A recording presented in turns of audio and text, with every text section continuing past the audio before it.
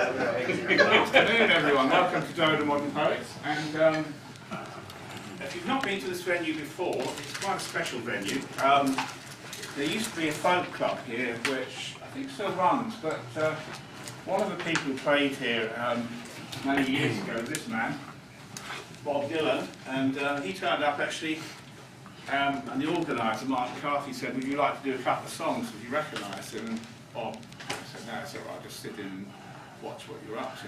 But by the second half, Bob decided he had to sing, so he did 3 songs. I think one of them was Blowing in the Wind. So when you're performing here, you're performing in the very spot that the Nobel laureate stood in, whenever it was, nearly 60 years ago, certainly 58 years ago anyway. So there's that. More mundane, there is a loo on this floor, bar downstairs. The first half of the show will be approximately an hour, then there'll be an interval, and we should finish by 5 o'clock. And the other thing to tell you is the nice landlord who runs this pub doesn't charge us for hiring the room, but he does ask us to make a collection each time we do a show to make Millam's nurses. So if you've got spare change, we'll pop some in there. That'd be great. So we have a great lineup this afternoon. We have Ben Barton, who is a fellow Folkestonian, that's where I come from, and Mugajel, a layman, who is going to be reading as well, who's fairly new to poetry, but is establishing a reputation as a really interesting reader already.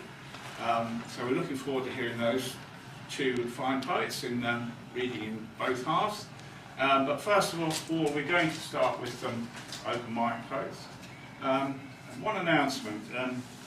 Anne Vaughan-Williams, who's going to be reading from the floor and was featured reader last month, has alerted us to the fact that there's something called the Glorious Spring Shuffle this Saturday at the Poetry Cafe. Starts at 7:30. If you want to see more details, there's a leaflet here which I'll leave on the table where the books are. So that's it. So I'm the first poet to read this afternoon, and let's get my water. It's going to dry out. And I'm going to read a poem from my current collection, which is The Ghost of Franz Kafka. And this is a poem, I expect most people in this room go to second-hand bookshops, and you come across some interesting finds. And this is called Old Anthology in Oxfam Bookshop. I bought a collection of poems, and it was up-and-coming poets, but it's published in something like the 1950s or 60s. So when I scanned the names at the back of the book, you could see that all these people had, you know, collections coming out, had won awards and all the rest of it. But all the names had obviously mostly disappeared into history. So I'm not saying this is going to happen to the people in this room, but Old Anthology in Oxfam Bookshop. Where now the recently famous, their once starry names collected here, achievements detailed at the rear, a new selected out next year. Whither the golden evenings, beset by acolytes at readings, matily slugging beer, exploring hidden meanings. How travel from there to here, ignored by a generation now who scoop the plaudits, while their ancestors slumber on shelves where nothing's new. Those that remain upside of grass realize verse is rarely meant to last. They were once to watch, now they're guardians of the past.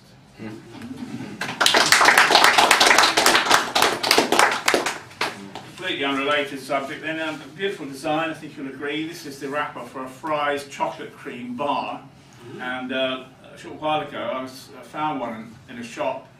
I thought they disappeared years ago, but they're just as delicious as ever. And, I was reminded of the fact that my brother-in-law once bought his sister, my sister-in-law, for her birthday, a Fry's chocolate cream bar. That was it. So this is chocolate cream.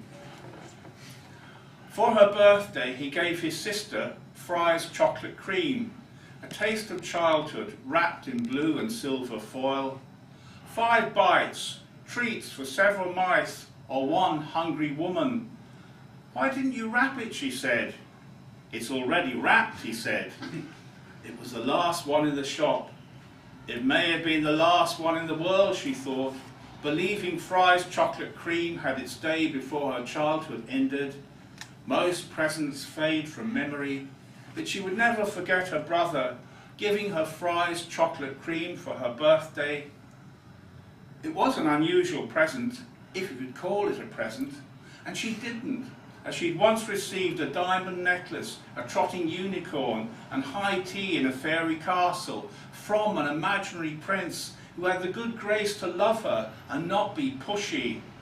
The tea included many treats, sweet and otherwise, none of it made in Birmingham by workers in white coats and hairnets. Imaginary princes had style. You keep your chocolate cream, she told her brother. Fry it for all I care.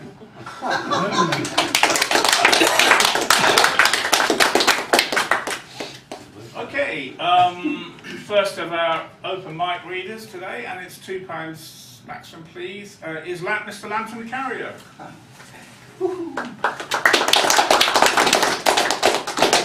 Renewal, a splash of Easter and spring.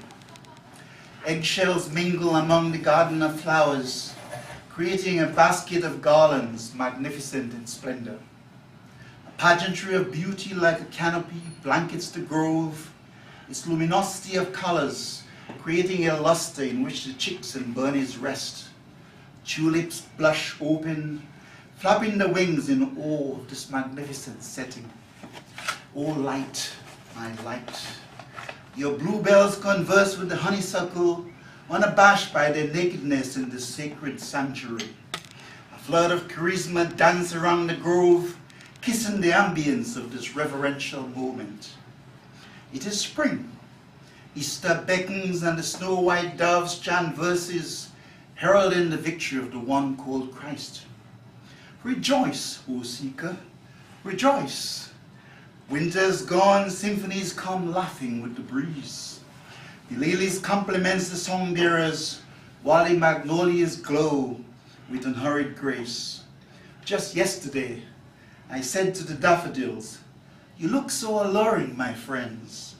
But the jasmines blushed, covering my breath with their redolence. My heart beats with vigor, kissing the smile on my cheeks.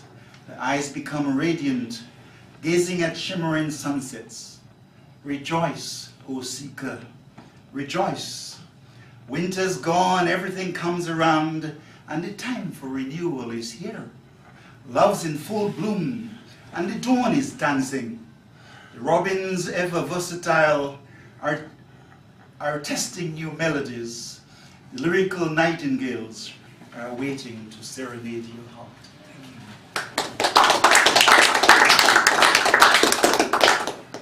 They say I'm a Sufi, but I have not known you to be confined in labels and doctrines. Who exalted Moses in the burning bush? Did you not die on a Roman cross?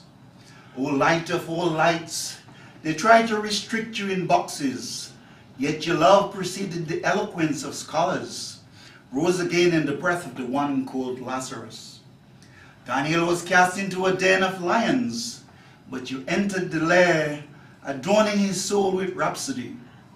Magenta-tinted trees cascade your leaves, while darkness covers you in shrouds, only so you can rise again in the supernal excellence of daybreak. When I'm in pain and suffering, you even hide within my tears, a dark night which makes me tremble, only to show adversity as the candle of your love. You're the one with numerous names and forms, the pure white snow dancing, cradling the milky hills of Kailash. Joseph was thrown into a well of suffering, but you lifted him to glory in his Father's kingdom. O my sweetheart, source of all souls in the core of existence, you that hide in the realm of the immortal, give light to the moon and stars, the perennial spectacle of galaxies. Come.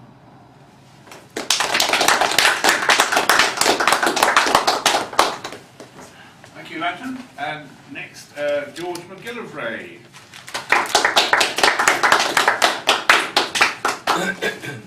Hey. This poem's inspired by that development across the road there, of an old workhouse. It's called a workhouse for the wealthy.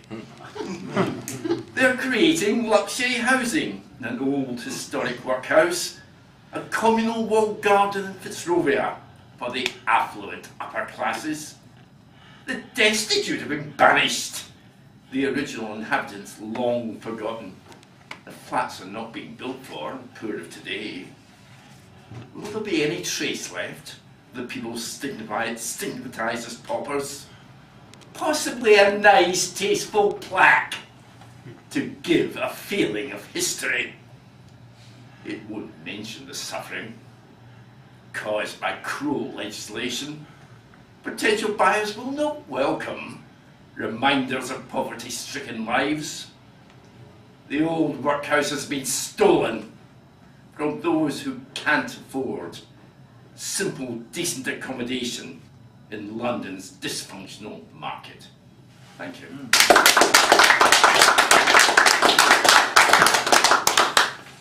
This is Happy Memories.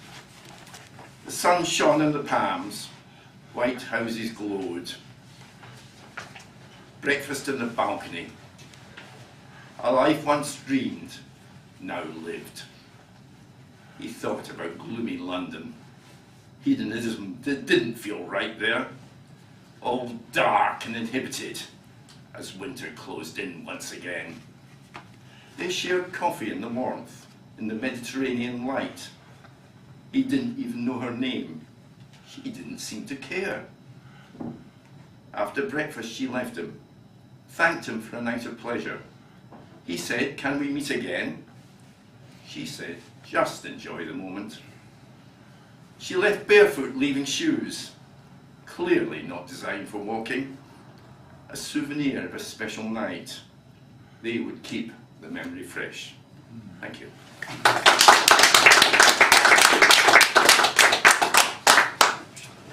Thank you, George. And Robert Drury, please.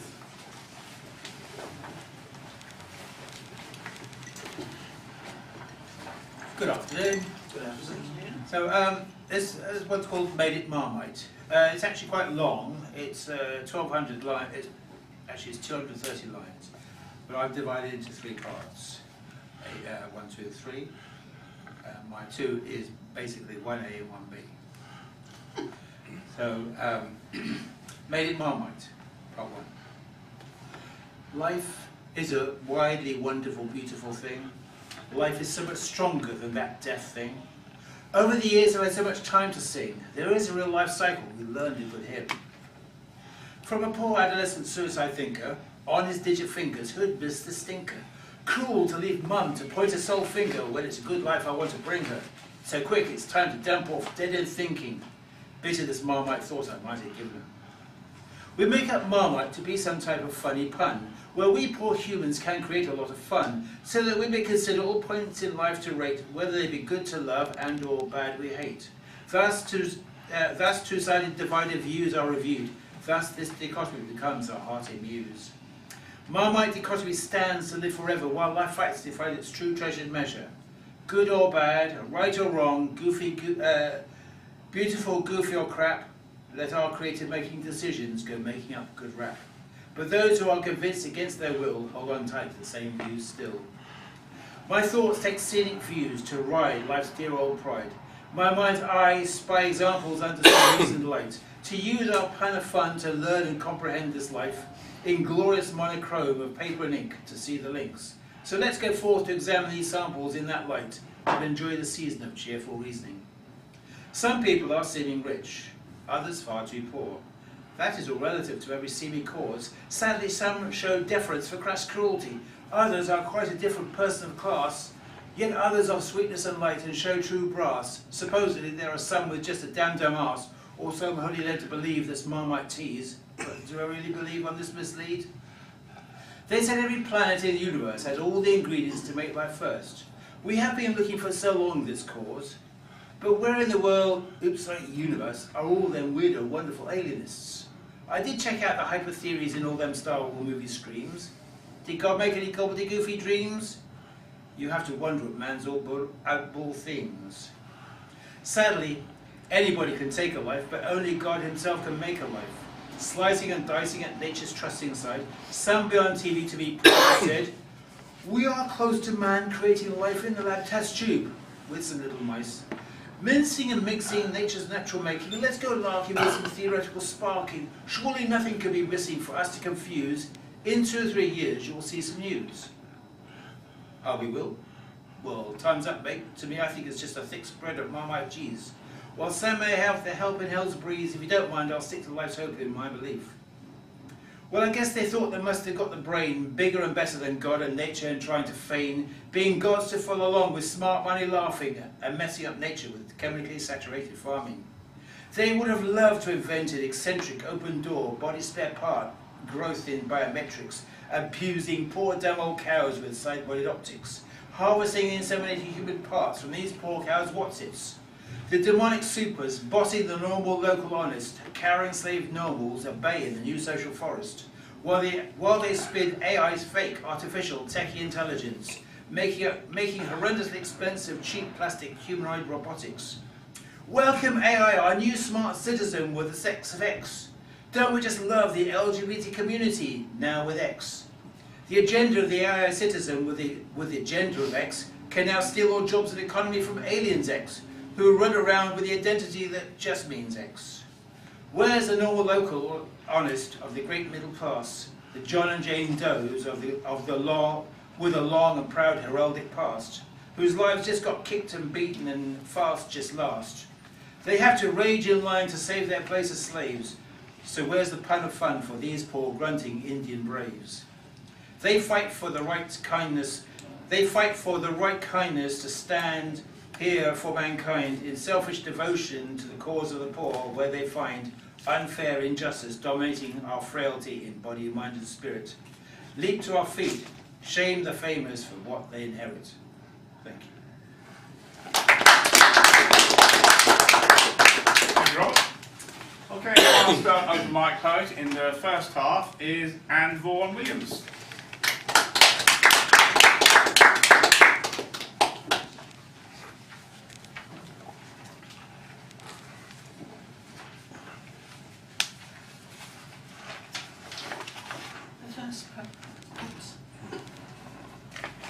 First poem is called Strange Practices. Strange Practices. Expecting a routine test, she waits for the probe. He washes his hands, plugs her mouth, tells her to bite, sprays the back of her throat with anaesthetic. His head above, she hangs her arm limp. He pushes the long thing. She gags.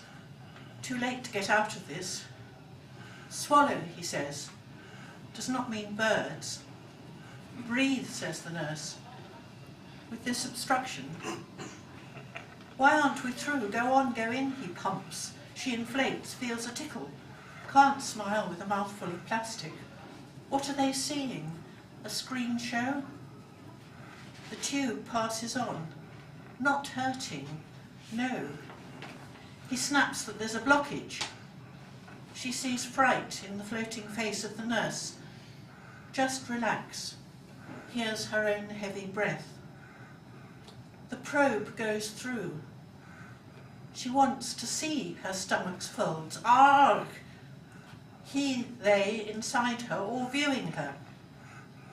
She casts about for why she agreed to be plunged, but not like this. And why did she insist on having a local anaesthetic? It was a train she had to catch. Relief in his voice, she has to be glad.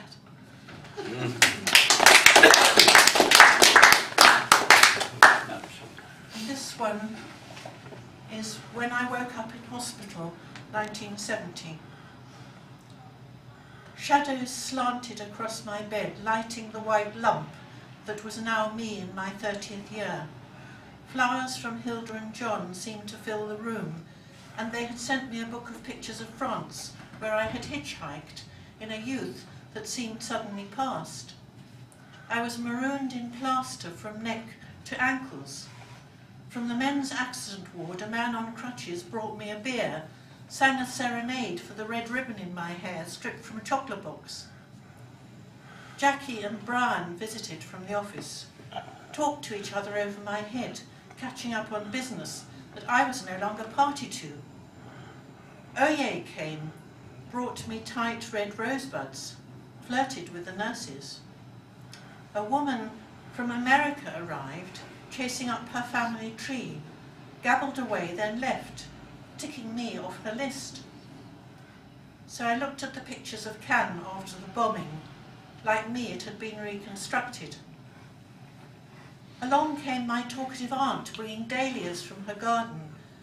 I felt I was Ophelia floating downstream, but never imagined that my agreement to an operation would have me laid out in a plaster bed I called my coffin.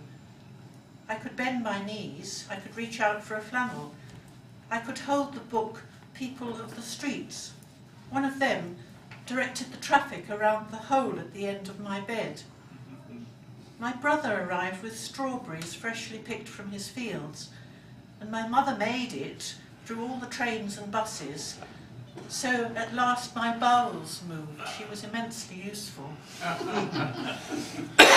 My appetite had fled. I hardly ate. From the moment when I awoke to a strangely laid out body, I became a quiet ghost of myself, wearing a crown and seeing a yellow lion, a coiled snake, and a purple bishop's cope surmounted by a crown. That was the undersetting, I think.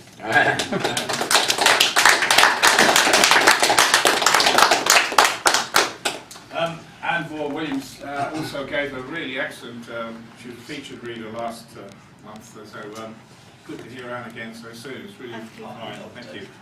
And now